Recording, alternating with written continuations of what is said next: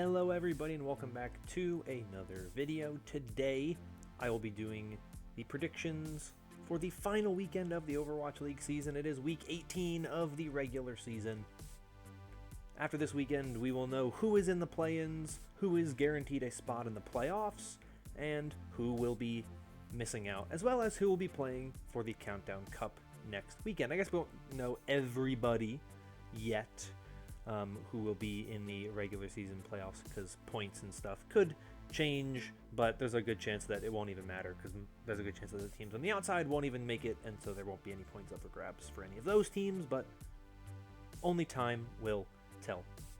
But I'm going to try to go over all of the things that I'm going to kind of expect, so I'm going to try to go through my actual picks relatively quickly so I can move on to talking about who I think will move on in the qualifiers.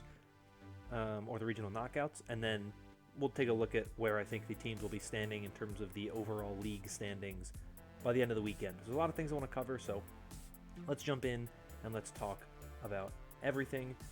Let's start with the matches on Thursday. First game is the Paris Eternal taking on the Toronto Defiant. I think the Paris Eternal should win this game. I think they should be favored to win this game pretty heavily. They've had their bumps. Obviously, they lost to the Boston Uprising, but I still think they are the better team than the Defiant. The Defiant haven't really had a tough schedule this stage. They don't have really an impressive win. You know, they beat the Justice, but the Justice don't look all that great. So to me, the Defiant are not a very strong team. They are an average team that has just kind of managed to do what they do so far by beating the Spitfire and the Justice. The Eternal, I think, are a better team, and I think they should win this one. So I am predicting this one to be a 3-1 win for the Paris Eternal. Moving on to the second match on Thursday, we have the Florida Mayhem taking on the Houston Outlaws. This is my first big pick game of the weekend. I'm sure there are going to be people asking why this is a big pick game when the Mayhem don't have a great record. They, just recently won their first game in a long time. But I think the Mayhem are a team that are interesting because I think they looked a lot better this past weekend. And I think the Houston Outlaws are a team that I don't really know how I feel about them. I don't feel the most confident in them.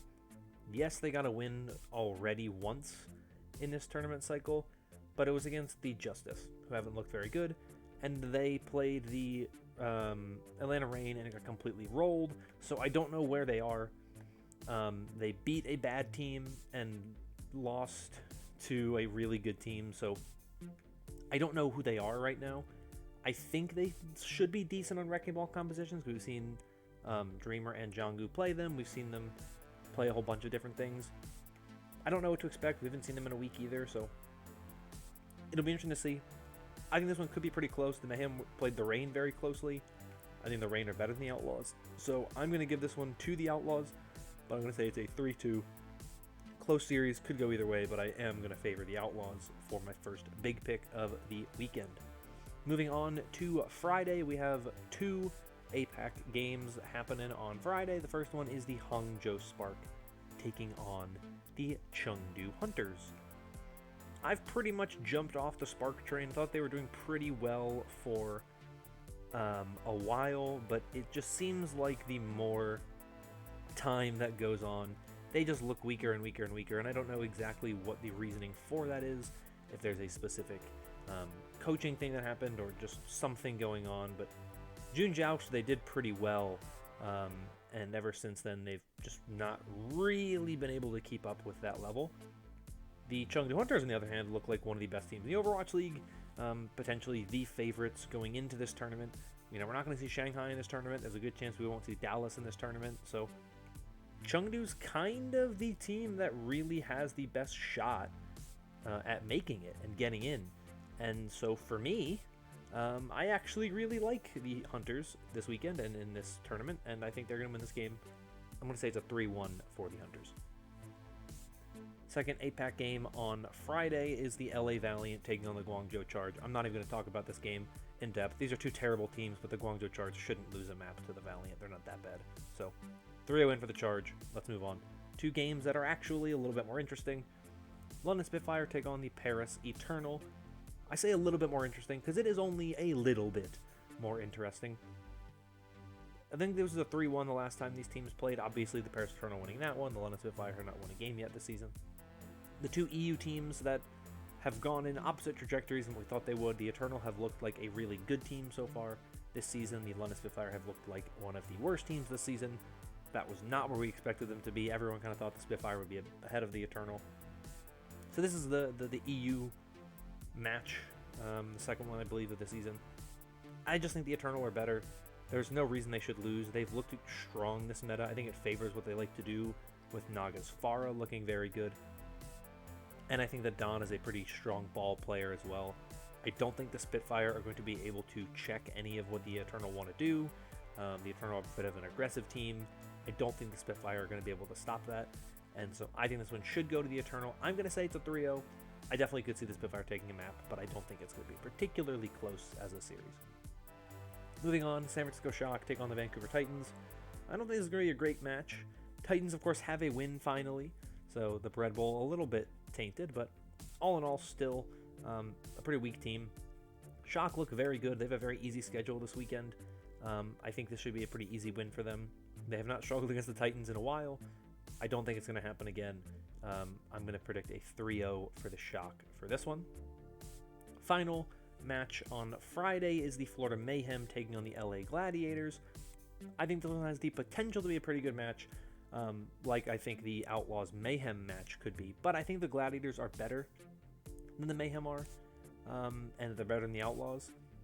And so to me, I think that this is a very, very good showing for the Gladiators. I'm going to give the Mayhem a map. I think it'll be a 3-1 win for the Gladiators. But I like the Gladiators a lot more. I think that now they've had a week off. They've had time to see what the Mayhem are going to bring against the Outlaws, as well as what they brought last weekend against the Reign and what they brought last weekend against the Uprising. I don't think the Mayhem are going to roll over and die, but I don't think they're going to find a win over a Gladiators team that I am very high on. I think they're one of the best teams in the league right now, so that's really just where I throw my money for this one. Let's move on to Saturday, though. APAC region, the first match is the LA Valiant taking on the Chengdu Hunters. Once again, don't think this is going to be a very good series. The Chengdu Hunters are very good. The LA Valiant are very bad. It is going to be a 3-0 for the Chengdu Hunters. Let's move on to the Battle of the Zhous. The Guangzhou Charge taking on the Hangzhou Spark. Now, I think the Spark are doing worse. I've talked about this. I think that as time has gone on, they've looked like a weaker team. But I still think they are the better team than the Guangzhou Charge, and I think that the Spark should win this match. It's big for them in terms of getting into playoffs, guaranteeing themselves some wiggle room against the NYXL. The NYXL and the Hangzhou Spark have the same number of points at the moment. If the Spark could go 0-2 this weekend, they can't drop below the NYXL unless the NYXL gain points in the Countdown Cup, which is pretty unlikely.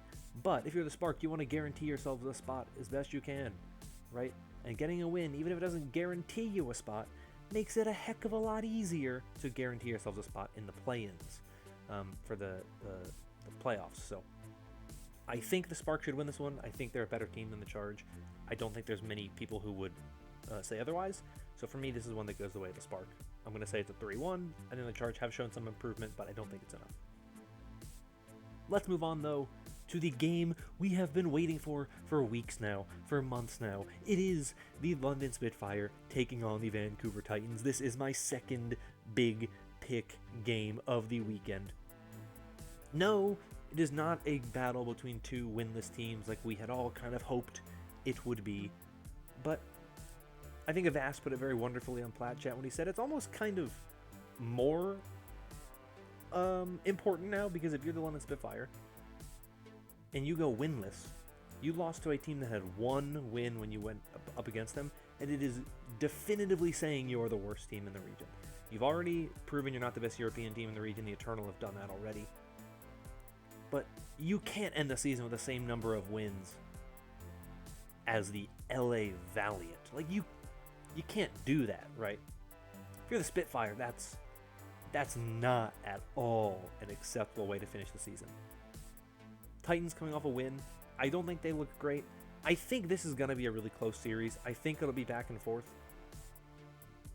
I struggle to pick this one a lot, and going into this weekend, I definitely would have, going into this tournament, I definitely would have favored London in this match, because I think they have looked better than Vancouver. I think they have shown more improvement, and I really like what they've done with Sparker and Shax, and I think Blase have all kind of made this pretty solid DPS line. My issue with this team has always really just been what we've seen from them in the tanks and the supports. I don't feel confident at all in this Spitfire support line, and I think their tank line has been okay, but they just get outclassed in pretty much every match we've seen from them. The Titans, on the other hand, I feel super average about most of this roster. I think the Titans' best pieces are probably their tanks. I think Fried Wiener is the best player on this team, and then Teru as well. How could I forget Teru? I think that's kind of where they shine, is with Teru and Fried Wiener. I think Chongsik has looked better as the season has progressed. I thought this past weekend was pretty good for him. But I don't feel great about their support line. I like Fire better than Kelix. I think I take Reaper over Rolf, though. And then DPS-wise, I don't think they have looked as good as what we've seen from the Spitfire. So for me, this is a really interesting group of teams with very, very weak seasons so far. But it'll be interesting to see how they match up. It'll be interesting to see what happens with this series. I hope London walks away with a win. I love some of the players in that Spitfire roster. I think Shax and Blase and Sparker are incredibly talented players. That DPS line is so much better than what their record has kind of reflected. But I just don't know if I can pick the Spitfire. The Titans are coming in with a little bit more momentum. They feel like they have managed to do things a little more. They feel like they're just a little bit more together, and I think it should be close. I don't think it's going to be a roll. I don't think the Titans are significantly better, but they've gotten over the hump. They've done more. They've seen some success. They've tasted it. They know what they need to do. I don't know if the Spitfire know what they need to do, and I don't really think I'm confident enough for them to do it. They had a decently easy opponent this past weekend with the Toronto Defiant, and it wasn't even really close. The Titans, yeah, they got beaten by a Justice team that has looked pretty weak so far this stage, but you still feel like the Justice are a play-ins team, right? They're still a top 8 team in the Western region, and so it's tough, but I'm going to go with the Titans for this one. I think they should win this one, though I think it'll be pretty close. Moving on to the penultimate regular season match of the season, we have the LA Gladiators taking on the Houston Outlaws. Has definitely the potential to be a good series, has the makings of a pretty close game. But like I kind of said with the Mayhem vs. Outlaws series, I don't know what to expect from the Outlaws. I'm very lukewarm on this Outlaws team. The Gladiators, on the other hand, I'm very high on. They've had close performances against the Atlanta Reign. That's the only loss they've had so far this tournament cycle. I don't think they should struggle much against the Mayhem.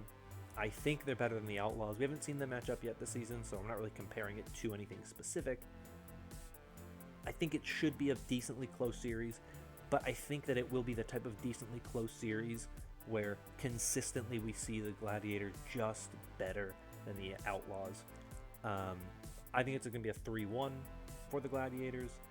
That's the score that I am going to give for this one. I just think they're too good. And as much as I think the Outlaws can definitely do really well if it's like a McCree Tracer, right, with Happy and Dante, it worked for them a lot in the main melee. If they choose to go that direction, I think they could definitely find more success in the Gladiators. I think the Gladiators have some issues in terms of their kind of play style, right? If they choose to go with Moth, they're going to run Mercy, because, well, they could run Brig, but if they have like Moth and Mirror in, they're locked into the Pharah Mercy. And if you've skewed in, you're locked into the Brig. You can't really switch anything else out. While Brig has been very good so far, there are some limitations there. So it is definitely not a series that I think is super one-sided in terms of just like obvious favorites for the Gladiators, but I feel more confident in them right now. I think their season trajectory has been more positive, while the Outlaws started much higher and I think have been going down a bit more. So I'm going to give this one to the Gladiators, 3-1. But let's move on to the final match of the regular season for the Overwatch League. It's kind of a disappointing one. San Francisco Shock taking on the Toronto Defiant. It's not a very good matchup, but it is the match we're going to end the season on. I think the Shock should win this one. I think they should win it pretty handily. I think it'll be a 3-0. Genuinely, I think it is just They are just a better team. I think it shouldn't be too close. I think the meta favors the Shock in a lot of ways, and so for me, that is where I am going for that one. So that's it for my picks for the regular season matches. But let's go into talking about where things would stand if my picks for this weekend are correct, as we look ahead at what would then be our bracket going into the Countdown Cup. So let's throw it up really quickly, and you can see it here. We'll start with the Eastern region. In the Eastern region, it would be the 4-0 Hunters taking on the 2-2 NYXL as the 1 versus the 4 seed.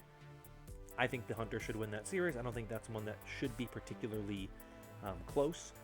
The Hunters are better. I mean, they played last weekend and the Hunters won pretty handily.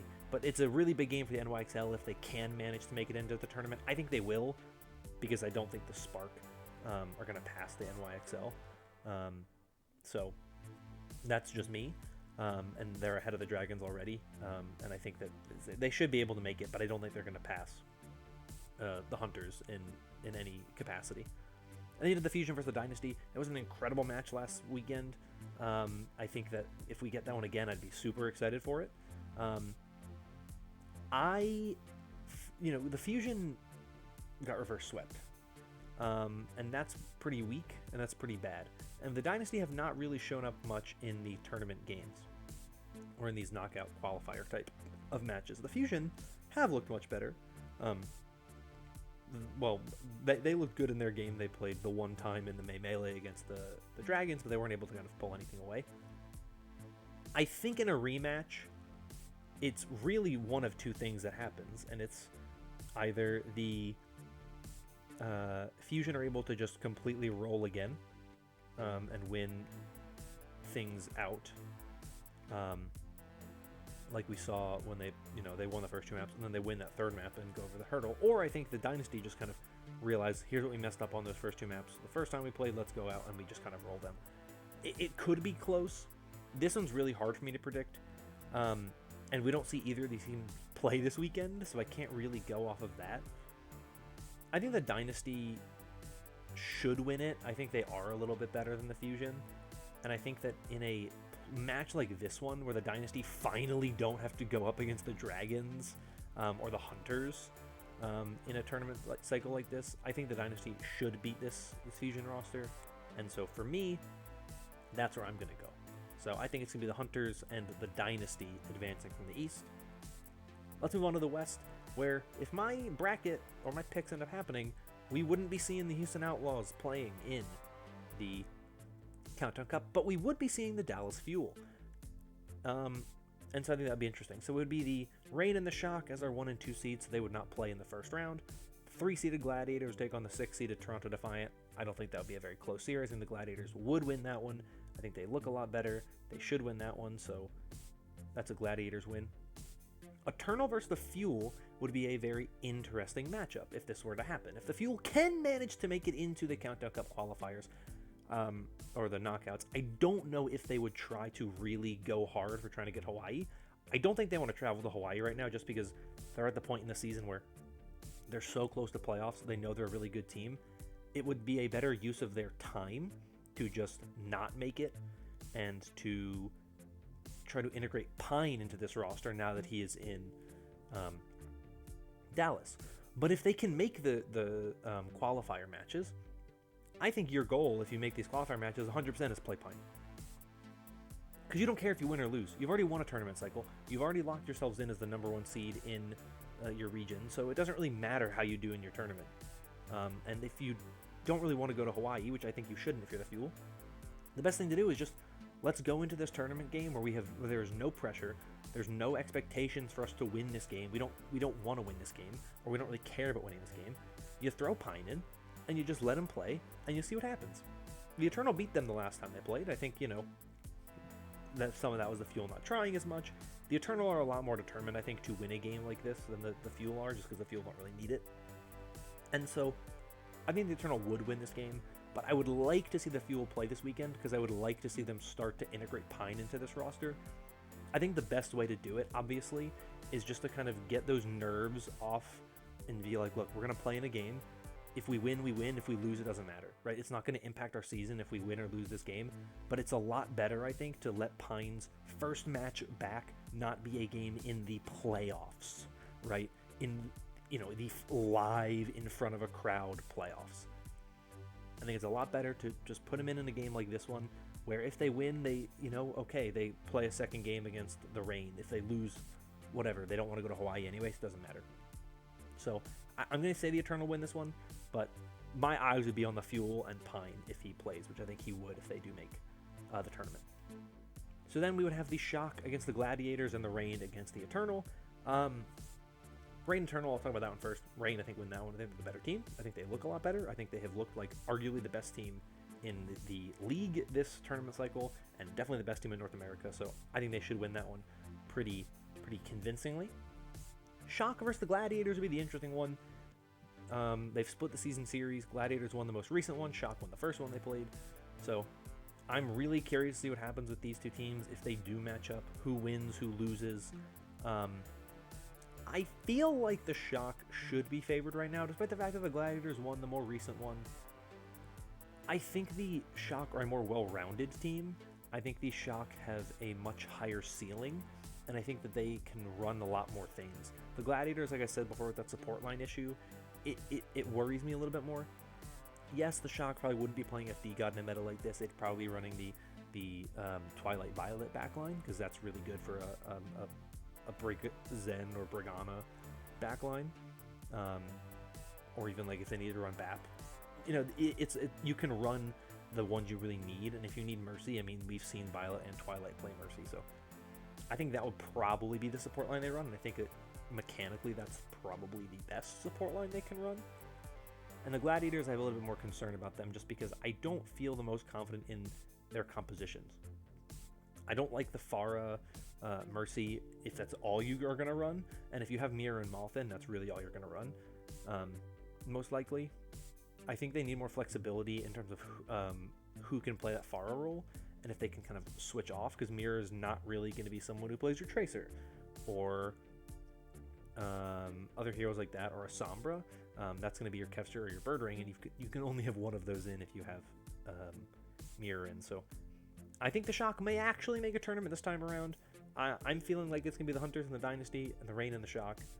That's just my initial guess, but we'll see what happens. Real quickly, though, let's just throw up what the regular season standings would be if my predictions happen. This obviously excludes stuff like tournament points that could potentially be earned in the Countdown Cup itself, but considering none of the teams on the outside of my top 9 in the West and top 5 in the East could make it anyway, because I don't have any of them making it into the tournament, it doesn't really matter. The only one where I think it could be a potential team that could jump up through tournament performances is the NYXL. They're the only team that I have actually like making a tournament out of the NYXL, Charge, Valiant, Mayhem, Titans, and Spitfire. So they're the only team I think there's a chance, but even then it's a super slim chance. So this is what we'd be seeing. We'd be seeing the Dragons and the Hunters as the locked-in teams for the playoffs in the Eastern region, the Fuel, the Shock, and the Reign as the locked-up teams in the Western region, and then, you know, Dynasty, Fusion, Spark for the play-ins in the East, Gladiators, Outlaws, Eternal, Justice, Defiant, and Uprising for the play-ins in the West. So yeah, that's it. That's the regular season, my final predictions for the regular season. Of course, next weekend for the tournament, I will do predictions again. You know, I'll do my bracket predictions for then. But for now, this is all there is for the regular season. I'll have my awards coming up soon for the regular season. I will also have my full pick rate. I'll make sure to calculate it properly going into the final weekend, so we can have that next week. But yeah, that's it for this video. Let me know down below your thoughts on anything, if you agree, disagree with anything I said, your thoughts on the season as a whole. Obviously the ending pretty weak based on a lot of the things we've seen with Blizzard recently, but I think the season as a whole was really good. I think a lot of the matches were really good. I think it was the closest season we've had so far, which is very exciting and very interesting. So I'm very, very, very thankful for all of you who supported me this season. Your support is very much appreciated. I am so happy that I have people who are so cool and like my videos. Yeah, so that's it. Hope you're all staying safe and staying healthy. And until next time, bye bye.